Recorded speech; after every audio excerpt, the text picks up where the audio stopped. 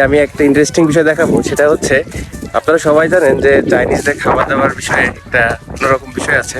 তারা খাবার দাবার দিক থেকে পুরো অন্যান্য দেশ থেকে একদমই আলাদা।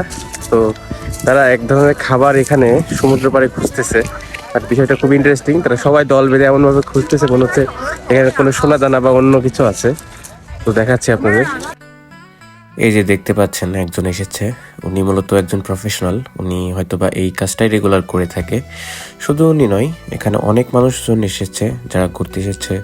তাদের হচ্ছে বাচ্চা, তারপরে বাবা মা, বৃদ্ধ সবাই এসেছে এখানে এটা খুঁজতে। এটা হয়তোবা আমাদের কাছে খুবই হাস্যকর মনে হচ্ছে, বাট ওদের কাছে এটা খুবই একটা ইম্পর্টেন্ট বিষয়, কারণ খাবারটা খুবই ওদের কাছে টেস্টি। কারণ ওদের খাবার দাবারগুলো একটু অন্যান্য দেশ বা অন্যান্য জাতির তুলনায় একদমই আলাদা, যার কারণে ওদের টেস্ট, ওদের চাহিদাগুলো একটু আলাদা। ওরা যেভাবে খুঁজছে ওদের কাছে এটা খুবই ইম্পর্টেন্ট বিষয়। আমাদের কাছে, বাঙালির কাছে হয়তো বা খুবই হাস্যকর মনে হচ্ছে যে আসলে এরা কি করে। বাট আমি অনেকক্ষণ দাঁড়িয়ে দেখছি, ওরা অনেকেই খুঁজছে, খোঁজার পর এবং পাশেই দেখলাম ওগুলো ওরা কালেকশন করে এক জায়গায় বিক্রিও করছে। এবং ওরা ওইভাবেই এগুলো করে থাকে সাধারণত। বাট বিষয়টা খুবই ইন্টারেস্টিং।